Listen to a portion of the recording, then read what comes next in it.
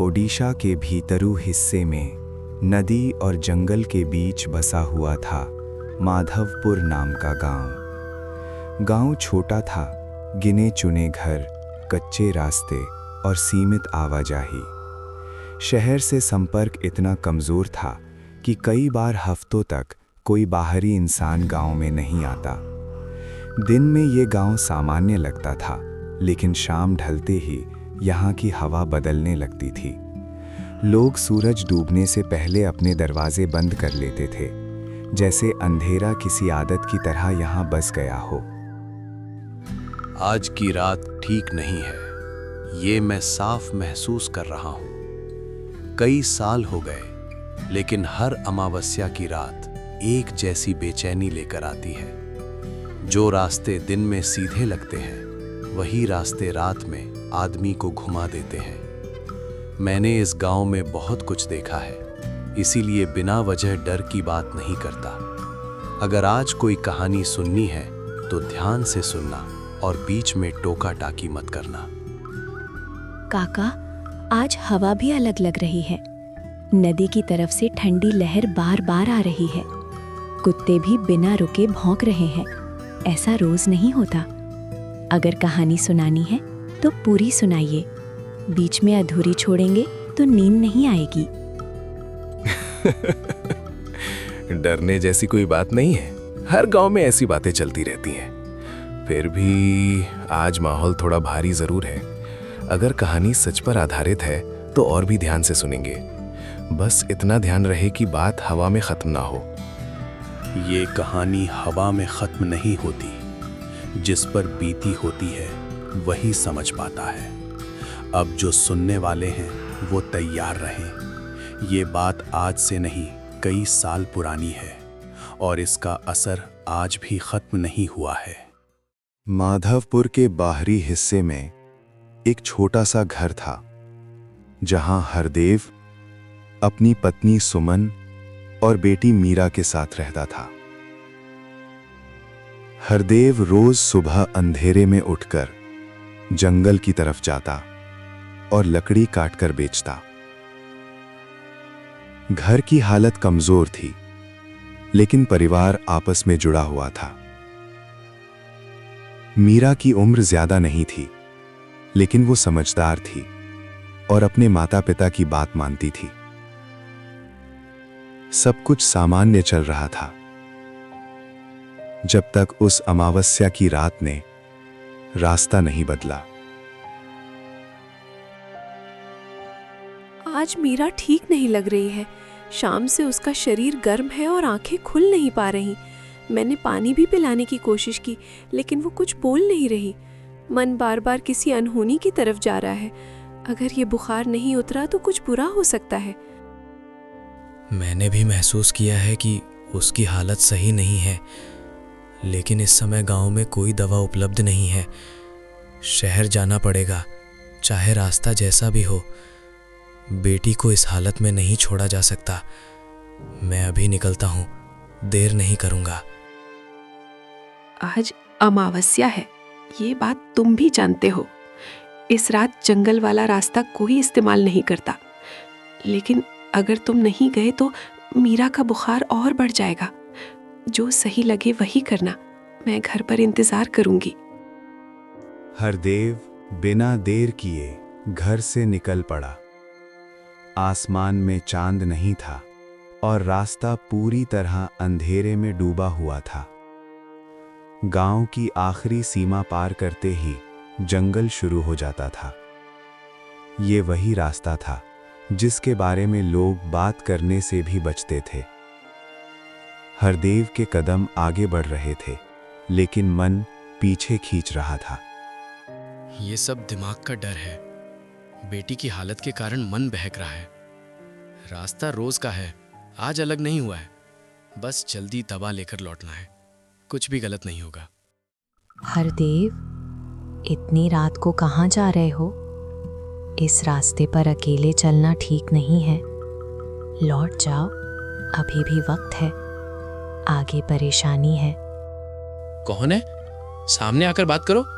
इस तरह आवाज देना ठीक नहीं है। अगर कोई मजाक कर रहा है तो बंद करो। मुझे देर हो रही है। आवाज के बाद जंगल फिर से खामोश हो गया। ना कोई कदमों की आहट, ना किसी के होने का संकेत। हरदेव कुछ पल वहीं खड़ा रहा, फिर आगे बढ़ गया।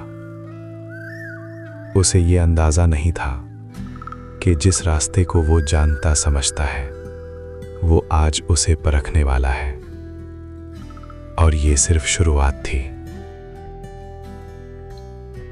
शरद काका की बात यहीं आकर रुक गई। कविता और नीरज दोनों जमीन की तरफ देख रहे थे। हवा की आवाज अब साफ सुनाई दे रही थी, जैसे जंगल खुद सुन रहा हो। कुछ पल ऐसे बीते जिनमें किसी ने सांस भी ठीक से नहीं ली। हरदेव उस आवाज के बाद भी रुका नहीं। डर था, लेकिन बेटी की हालत उससे बड़ी थी। उसने कदम तेज कर दिए और जंगल के अंदर और गहराई में चला गया। यही वो गलती थी जो उस रात किसी और से नहीं, सिर्फ उसी से होनी थी। क्योंकि कुछ रास्ते पीछे मुड़ने के लिए होते हैं, आगे जाने के लिए नहीं। काका, क्या वो आवाज किसी इंसान की थी या फिर जो गांव वाले कहते हैं वही सच था? आप साफ साफ बताइए। अब आधी बात सुनकर मन और बेचैन हो रहा है। वही तो फर्क होता है कविता। आवाज इंसान जैसी ही थी, लेकिन जंगल में हर इंसान इंसान नहीं होता। हरदेव ने भी यही गलती की कि उसने आवाज को मामूली समझ लिया। हरदेव को कुछ ही देर में एहसास हो गया कि रास्ता बदल रहा है। जो पेड़ रोज बाएं पड़ते थे, आज दाईं तरफ दिख रहे थे। जमीन पर पड़े पत्थर भी अनजान लगने लगे। उसके कदम रुकने लगे, लेकिन शरीर आगे बढ़ता रहा, जैसे कोई और फैसला ले रहा हो। हरदेव, मैंने कहा था लौट जाओ।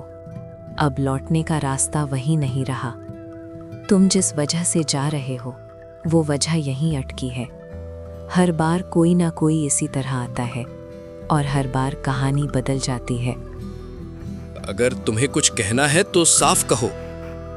मेरी बेटी बीमार है, मुझे दवा चाहिए, बहस नहीं। अगर रास्ता नहीं छोड़ोगे तो मैं खुद रास्ता बना लूंगा। डर के लिए आज वक्त नहीं है। यहीं से असली बात शुरू होती है। हरदेव ने पहली बार डर के सामने झुकने से मना किया, और यही बात उसे खास बना देती है। लेकिन जंगल को खास लोग पसंद नहीं होते, उसे बस कमजोर चाहिए होते हैं। तो क्या हरदेव वापस नहीं आया, या फिर वो कुछ और बनकर लौटा? गांव में तो अलग अलग बातें सुनने को मिलती हैं। आज पहली बार कोई पूरी कहानी बता रहा है। काका, आगे क्या हुआ? हरदेव के सामने अचानक रास्ता खुला।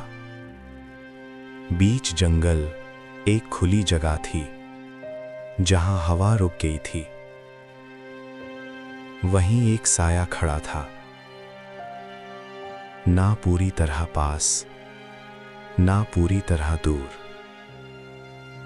बस इतना कि नजर हटाई नहीं जा सके। तुम यहाँ क्यों आए हो हरदेव? बाकी लोग डर कर लौट जाते हैं, तुम रुके क्यों नहीं? हर बार यही सवाल होता है और हर बार जवाब अधूरा रहता है। मैं किसी को ढूंढने नहीं आया, मैं किसी से लड़ने भी नहीं आया। मेरी बेटी घर पर है और उसे दवा चाहिए। अगर तुम इस जंगल का हिस्सा हो तो रास्ता दे दो। सुबह होने से पहले मुझे लौटना है। उस औरत ने हरदेव को जाने नहीं रोका। उसने सिर्फ एक बात कही, और वही बात आज तक माधवपुर को जकड़े हुए है। जो उसने सुना वही आगे का रास्ता तय करने वाला था, और वही बात अगली अमावस्या से जुड़ी है।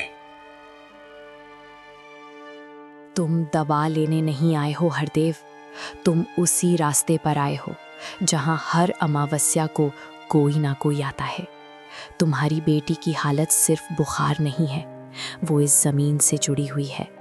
जिस बात को गांव ने सालों पहले दबा दिया था, वही अब लौट रही है। सीधे सीधे बताओ, क्या कहना चाहती हो? मेरी बेटी का इस सब से क्या संबंध है? अगर गांव ने कोई गलती की है तो उसका बोझ मेरी बच्ची पर क्यों? जंगल की हवा स्थिर हो गई। उस औरत की आवाज अब पहले जैसी कठोर नहीं थी। उसने हरदेव को वो बात बताई जो सालों से दबाई गई थी। माधवपुर में कभी एक और परिवार रहता था।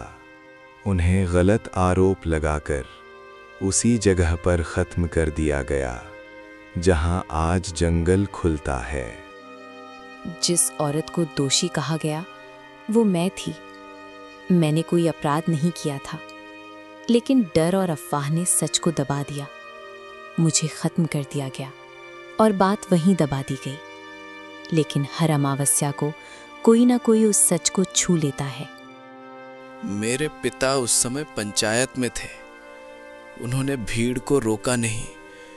मैं तब छोटा था, लेकिन मुझे याद है कि उस रात कुछ गलत हुआ था। अगर वही बात आज लौट रही है तो गलती हमारी थी। मेरी बेटी को इसमें मत घसीटो। सच को मानना ही रास्ता है। अगर गांव खुले में स्वीकार करेगा कि गलती हुई थी तो ये चक्र टूट सकता है। मुझे बदला नहीं चाहिए। मुझे ये चाहिए कि जो हुआ उसे झूठ ना कहा जाए, वरना हर अमावस्या किसी को बुलाएगी। मैं लौटकर सब बताऊंगा। पंचायत के सामने, पूरे गांव के सामने सच रखूंगा। चाहे लोग माने या ना माने, मैं पीछे नहीं हटूंगा। अगर यही रास्ता है तो वही सही। बस मेरी बेटी को इस सजा से बाहर निकाल दो। यहां से आगे नहीं जा सकते हरदेव। सच बोलने का फैसला लेना आसान होता है, निभाना नहीं। जो डर तुम अभी महसूस कर रहे हो वही तुम्हें घर तक ले जाएगा। अगर सच में जिम्मेदारी उठाने लायक हो तो इस डर के साथ जीना सीखो। अब लौटो और याद रखो, हर शब्द का बोझ तुम्हारे साथ जाएगा। हरदेव ने एक कदम आगे बढ़ाने की कोशिश की, लेकिन तभी वो औरत उठकर खड़ी हो गई। हरदेव की दिल की धड़कन तेज हो गई और सांसें टूटने लगीं। डर अब आवाज़ों में नहीं, उसके भीतर बैठ चुका था। बिना कुछ कहे वो पीछे मुड़ा और तेजी से भागने लगा।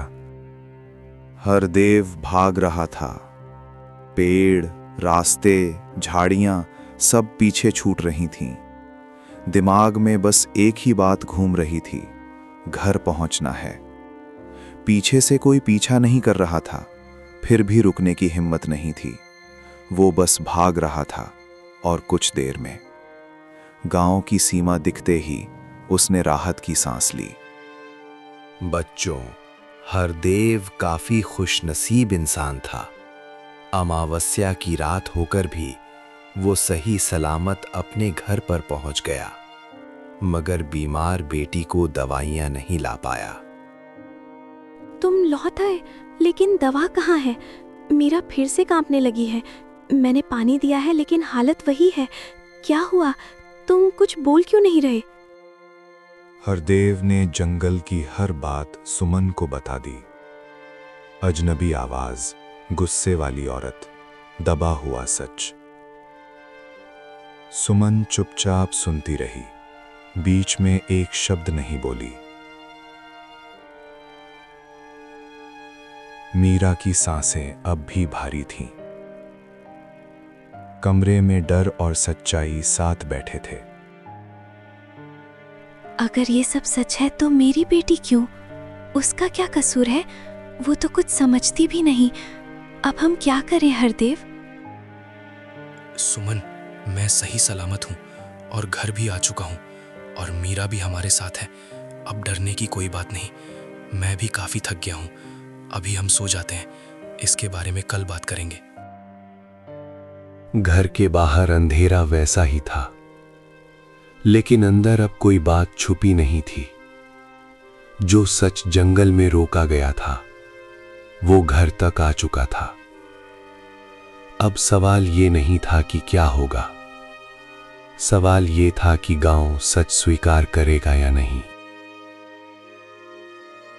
बच्चों, काफी रात हो गई है, अब तुम भी अपने घर पर चले जाओ और मेरा भी दुकान बंद करने का समय हो चुका है। इसके आगे की कहानी मैं तुम्हें कल बताऊंगा। अभी काफी देर हो गई है, तुम्हारे घर वाले भी इंतजार कर रहे होंगे। ठीक है काका, मगर आप तो कह रहे थे कि पूरी कहानी बताएंगे, फिर बीच में रुक क्यों गए? आधी कहानी सुनाने के बाद नींद नहीं आती। बेटा, कुछ कहानियां कभी खत्म नहीं होती, ये हमेशा अपने ध्यान में रखना।